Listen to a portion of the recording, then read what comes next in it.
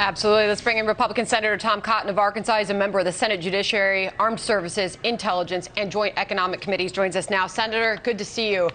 You also want to stop the nomination of Beccera. Why? What case are you making?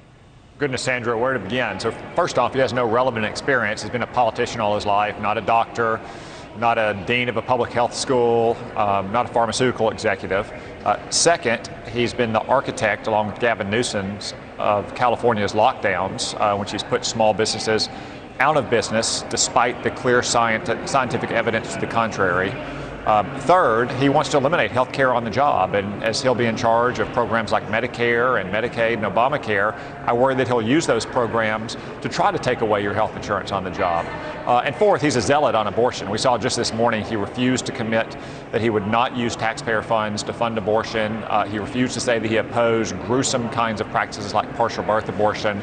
Joe Biden needs to go back to the drawing board and send us a nominee who actually knows something about public health in the middle of a pandemic.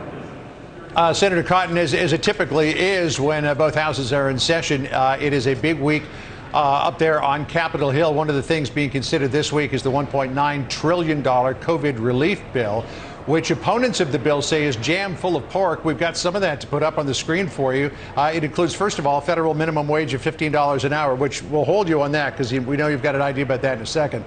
$270 million in funding for arts and humanities, $200 million for museums and libraries, $50 million for family planning funding, $112 million for the BART system in San Francisco, $1.5 million for a bridge from the U.S. to Canada. Maya McGinnis from the Center for a Responsible Federal Budget says the goal of COVID relief is to end the pandemic, protect incomes, and support the economic recovery. The House bill not only spends far more than is needed to achieve these goals, but also puts too many of these plentiful dollars in the wrong places.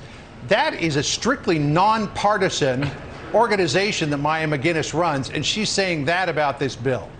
Well, it reflects just what a bad bill this is, John. As you said, there are a lot of earmarks in here. Democrats are bringing back wasteful earmark spending, and they're doing it with a vengeance in this bill. Look, Nancy Pelosi is going to get her tunnel to nowhere for mass transit in San Francisco, and Chuck Schumer is going to get his bridge to nowhere from New York into Canada.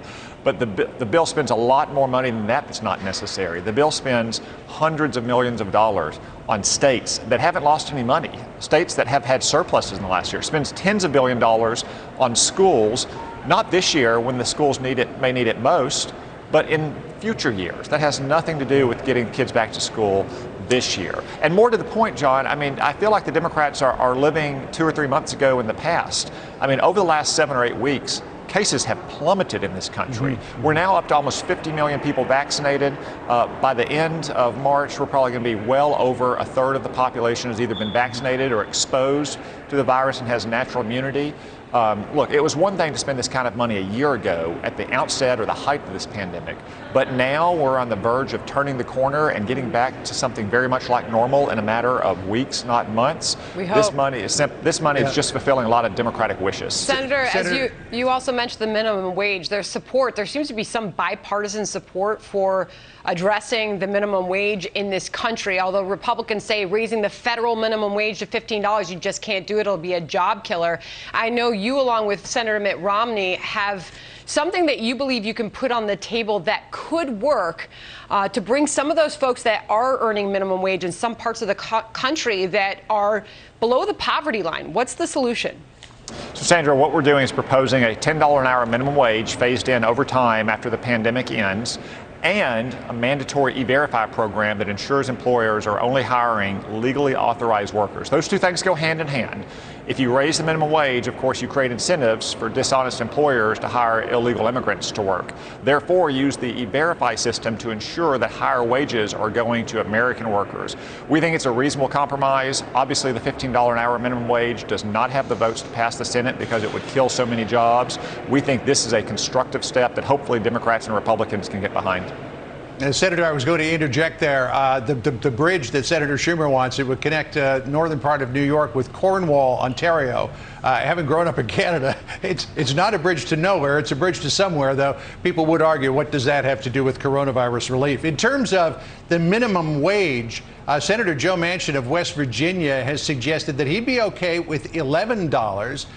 The White House was asked about that today. Jen Psaki saying, well, President Biden would prefer 15, but she didn't rule out 11. Do you think you could possibly compromise with Senator Manchin on an $11 minimum wage and get that through with 51 votes? Well, John, I would be open to working with any Democrat who recognizes that $15 an hour is simply too high in many parts of the country and who is willing to work across the aisle. Now, the Democrats have taken a partisan approach to this bill so far. I'm not sure they're going to reverse themselves on that. But our proposal is designed not just to be an amendment to this spending bill. It's designed to be a standalone bill that will help raise wages for working class Americans, for those people who are American citizens or are legally authorized to work here. But if that didn't find bipartisan support, to John's point, is there a number? Is there a number you believe that you could settle on, that you believe could get bipartisan support for a federal minimum wage hike? Well, Sandra, I'm not going to negotiate here on television, but I will say I'll work with any Democrat who wants to try to craft a solution that helps raise wages for American workers. Senator Cotton, I appreciate your time. Thank you. Thank you, Sandra.